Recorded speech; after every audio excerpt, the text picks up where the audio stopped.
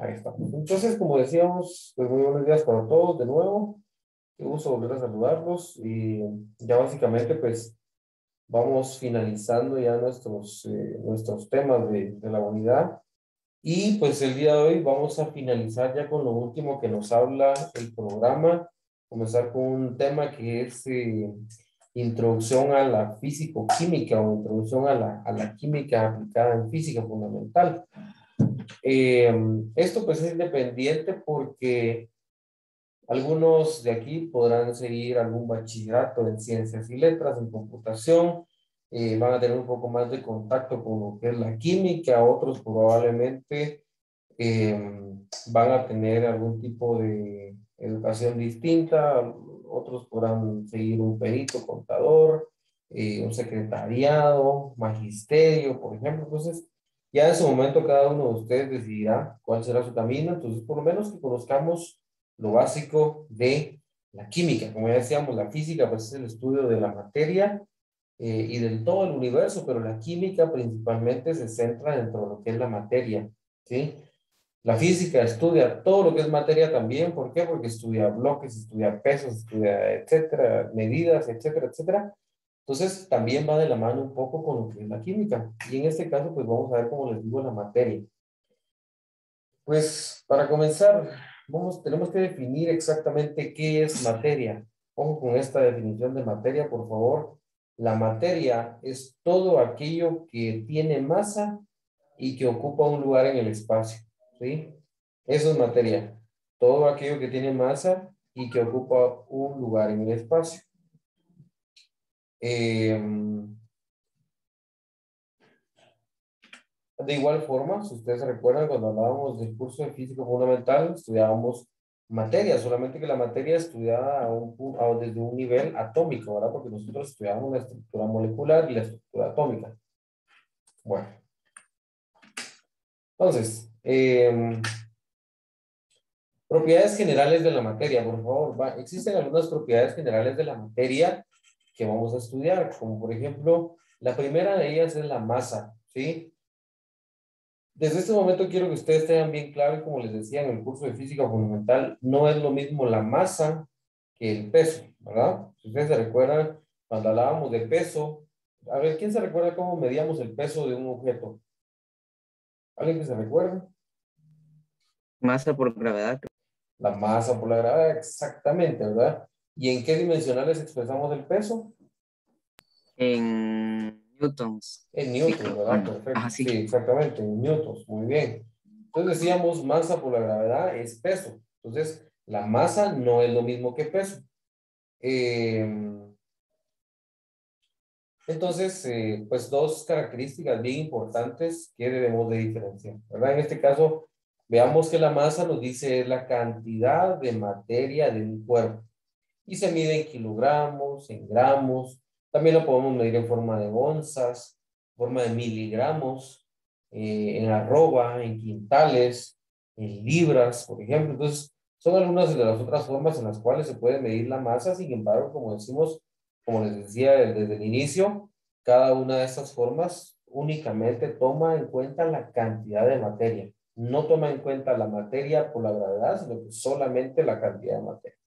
Y aquí pues en pantalla nosotros vemos algunas de las formas en las cuales se puede medir la masa de una materia. Pues materia es cualquier cosa, como ya decíamos, materia es cualquier cosa que esté en el espacio, que tenga masa y que ocupe un volumen en el espacio, ¿verdad? Entonces puede ser un celular, una calculadora, una televisión, un lapicero, un reloj, la playera, nosotros mismos, ¿verdad? Entonces nosotros mismos tenemos una masa.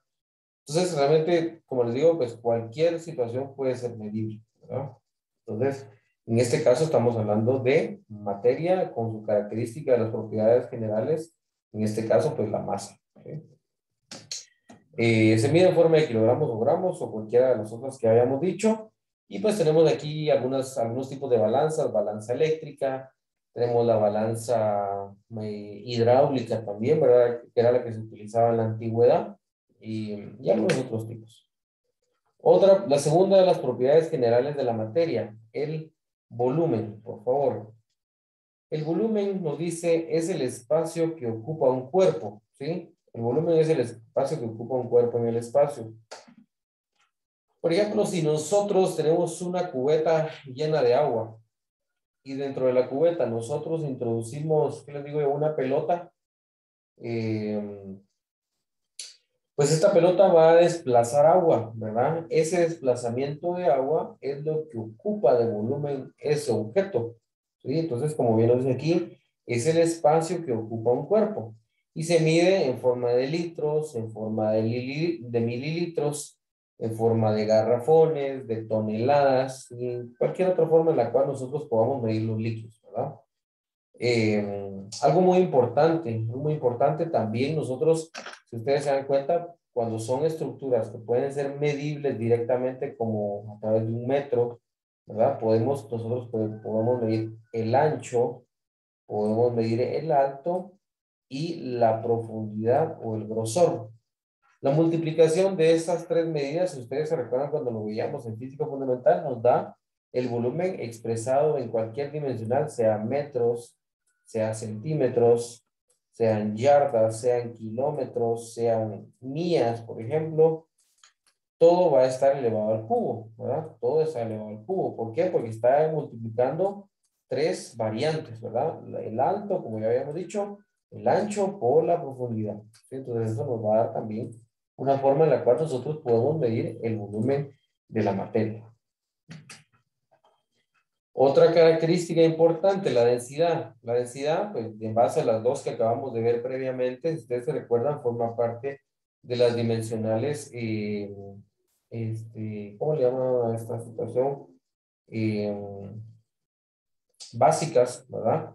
Entonces, la densidad nos dice es la cantidad de materia de un cuerpo por unidad de volumen. Y se calcula dividiendo la masa por el volumen. Si ustedes se recuerdan de la fórmula de densidad, igual, densidad es igual a masa partido volumen, ¿verdad? Entonces, por ejemplo, si yo quiero calcular, así como cuando hacíamos aquí los ejercicios de calcule la densidad de este café, ¿verdad? Un café de tantos mililitros al cual se le agregan tantos miligramos de azúcar, por ejemplo, ¿verdad? O se le agregan tantos gramos de azúcar. Entonces, bueno, la masa dividido el volumen y qué tan denso estaba ese café, ¿verdad? De igual forma, estudiábamos densidades grandes como la del mercurio, ¿se recuerdan? Decíamos el mercurio es un metal que a temperatura ambiente es líquido, es el único metal que a temperatura ambiente está en estado líquido.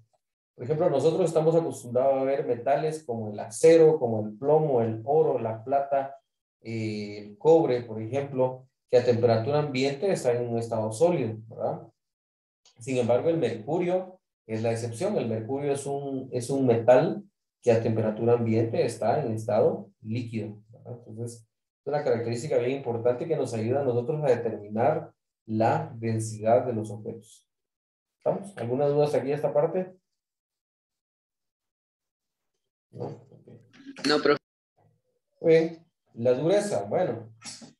La dureza es la resistencia de un cuerpo a ser rayado, ¿sí? Cuando un cuerpo se rompe con facilidad, se dice que es frágil. Por ejemplo, tenemos el objeto más duro conocido sobre la faz de la Tierra, hasta el momento es el diamante. El diamante es, aparte de ser una piedra preciosa, perdón, está catalogado como el objeto más duro en el planeta Tierra. Y pues no pierde su forma, no pierde sus características, no pierde la brillantez que tiene, por eso es que es catalogado como una piedra preciosa. Bueno, la elasticidad y flexibilidad, ¿verdad? Esto es bien importante porque no todos van a tener esta característica tan abundante como en otros objetos, ¿verdad? Pero como bien nos dice aquí, la elasticidad y flexibilidad es la capacidad de un cuerpo de recuperar su forma después de estirarla o doblarla, ¿verdad? Entonces eso es bien importante porque, como ya decíamos, no todos tienen esta misma capacidad. Por ejemplo, el oro, el acero, la plata, no tienen las mismas características, ¿verdad? Entonces, bien importante que nosotros tengamos en cuenta esta situación. Bueno. ¿Alguna duda aquí hasta dónde vamos? No, profe. La impermeabilidad. La impermeabilidad es la cualidad de un cuerpo que no permite que pase un líquido a través de él, de igual forma, ¿verdad? Algunos cuerpos, por ejemplo, una hoja, pues, puede tener una impermeabilidad mucho menor que la que puede tener el plástico, ¿verdad? El plástico, por lo general, nosotros lo utilizamos para hacer artículos que sean para cubrirnos del agua o para mantener algo impermeable, por ejemplo.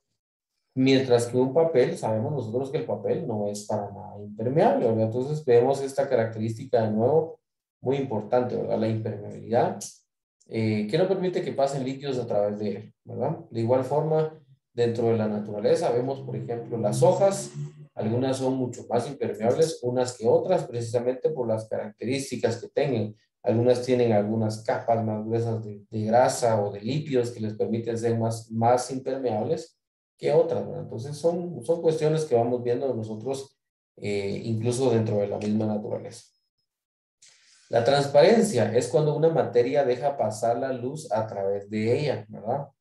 De igual forma, ¿verdad? Vemos aquí el agua, el vidrio, por ejemplo, pero incluso dentro del agua, pues vemos también diferentes tipos de transparencia, ¿verdad? Por ejemplo, un agua que tenga una coloración grisácea o negra, pues definitivamente no va a tener la misma transparencia que un agua cristalina como la que vemos en pantalla, ¿verdad? Entonces, es otra característica general de la materia como tal. Bueno, pasemos a ver un poquito acerca de los estados de la materia. La materia, como ya decíamos, pues puede estar en diferentes situaciones, como ya les ponía el ejemplo del mercurio. Es un metal que en estado a temperatura ambiente está en un estado completamente líquido, ¿verdad? Pero hay otros estados de la materia y a estos le vamos a agregar un cuarto. A ver, ¿quiénes se recuerdan cuáles son los estados de la materia? Ya habíamos estado platicando un poco de esto. Líquido, sólido, Líquido, sólido gaseoso y gaseoso. y Ajá. ¿Y el que nos falta?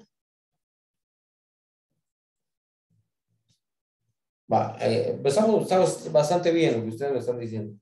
El estado sólido, el estado líquido y el estado gaseoso, ¿verdad? Eso es lo que toda la vida se había manejado hasta la década pasada o incluso hasta finales del siglo XX. Sin embargo, el siglo XXI, que es el siglo que estamos viviendo desde el año 2001 para acá, eh, desde el año, desde esa década, perdón, desde ese siglo, desde el inicio del siglo XXI, se conoce la existencia de un cuarto estado de la materia, que es el estado del plasma, ¿sí? ¿Qué es el estado del plasma? ¿O cómo diferenciamos el plasma de otros estados? Bueno, por ejemplo, un estado líquido sabemos nosotros que es un estado en el cual las moléculas están en libre movimiento, ¿verdad? No están pegadas unas a las otras. En el estado sólido sabemos nosotros que las moléculas están completamente pegadas una a la otra, por eso es que no hay movimiento, ¿verdad? Hasta ahí lo sabemos perfectamente. Sin embargo, en el estado gaseoso están completamente libres y ninguna choca con la otra y etcétera, ¿verdad? Sin embargo, en el estado de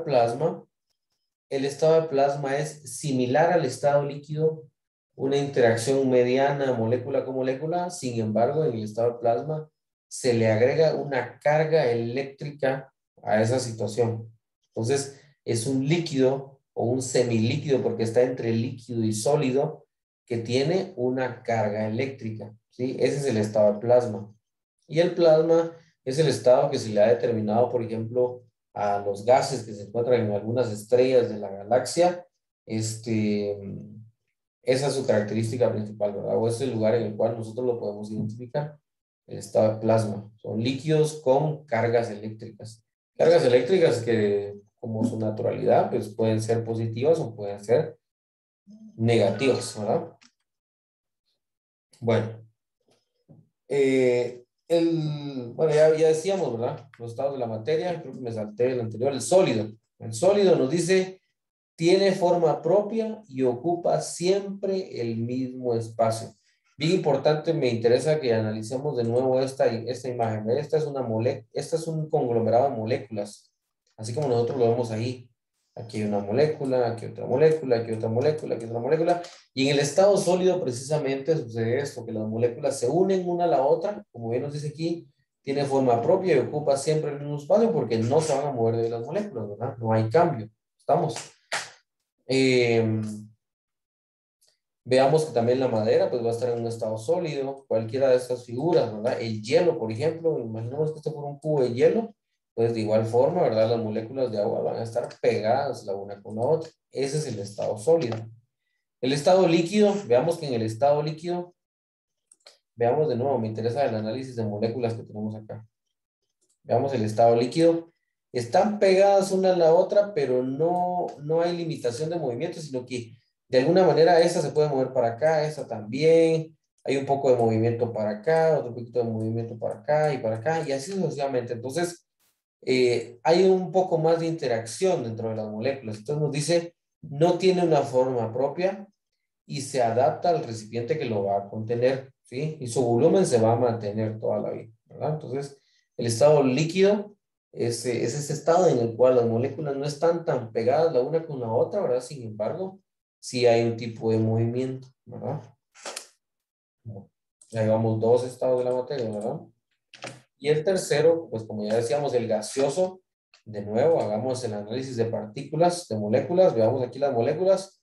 Definitivamente nada que ver a lo anterior, ¿verdad? En este tipo de moléculas, o en este tipo de análisis molecular, vemos que las moléculas gaseosas están literalmente libres la una con la otra, ¿verdad? Y es por eso que los gases, pues, a temperatura ambiente, pues, eh, ¿cuál es la palabra correcta? Se vaporizan, ¿verdad? Obviamente un gas se vaporiza porque se va hacia el ambiente, ¿verdad? Por ejemplo, las nubes, el vapor, etcétera, etcétera.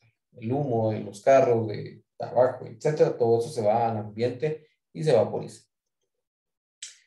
Entonces, el estado gaseoso, pues, no tiene una forma propia y no mantiene el volumen. Esa es otra diferencia bien importante entre el sólido, líquido y gaseoso. Decíamos, el sólido mantiene su forma siempre, siempre. El gaseoso el líquido mantiene su forma, pero mantiene la forma del recipiente que lo contiene.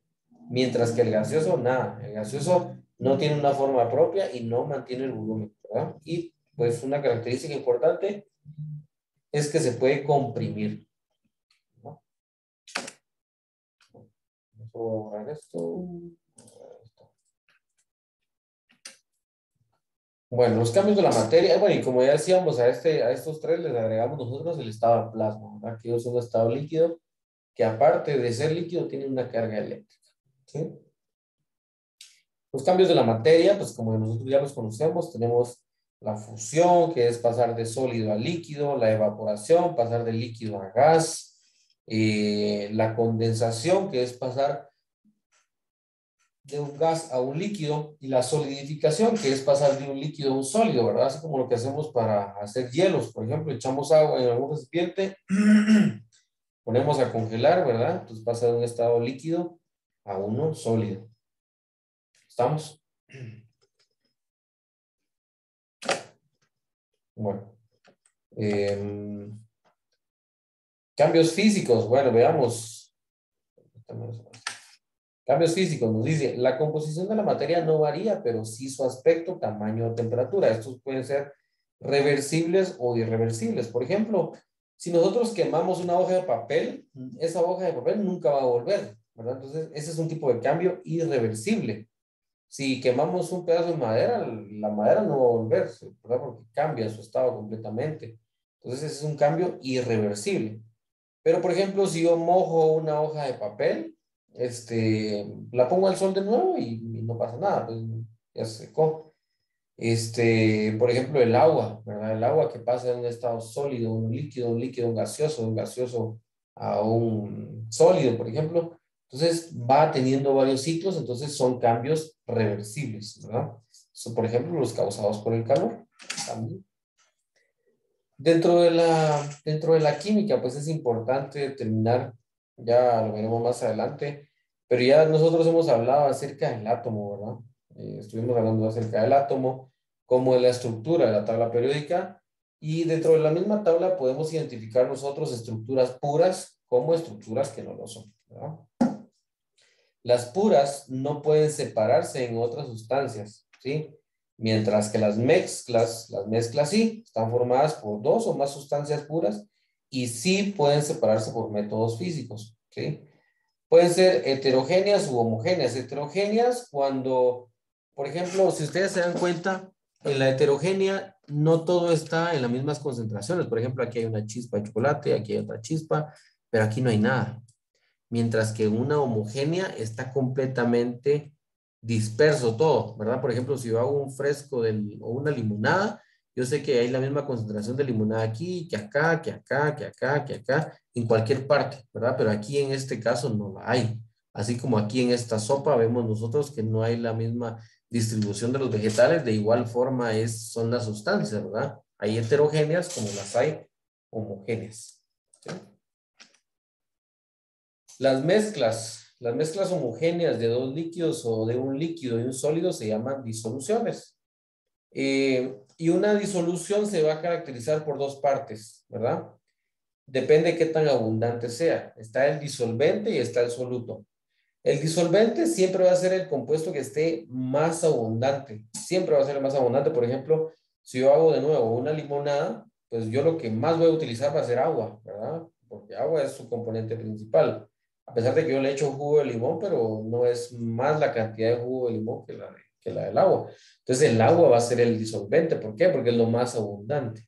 Y los solutos va a ser todo aquello que esté en menor proporción. Por ejemplo, de nuevo el mismo ejemplo, ¿verdad? Si yo hago un fresco de limón o una limonada, pues el jugo de limón, azúcar, ¿verdad? Y todo lo que yo le voy a echar, pues son solutos. La separación de las mezclas, pues esto vamos a hablar un poquito más a detalle en las próximas clases, pero se pueden dividir, por ejemplo, por decantación, solo se las voy a mencionar porque esto va a ser dentro de las próximas clases, decantación, por la filtración, o por último, por destilación también, por evaporación, esos son los métodos que nosotros podemos utilizar, ¿sí? Pero como les digo, eso va a ser dentro de nuestras próximas clases. Vamos a dejar pendiente estos cambios físicos también, que son los que vamos a ver posteriormente. Entonces, vamos a dejar nuestra clase hasta ahí por el día de hoy. No sé si alguien tiene alguna duda, eh, algo que no les haya quedado muy claro con el tema del día de hoy. No sé, ustedes me dirán.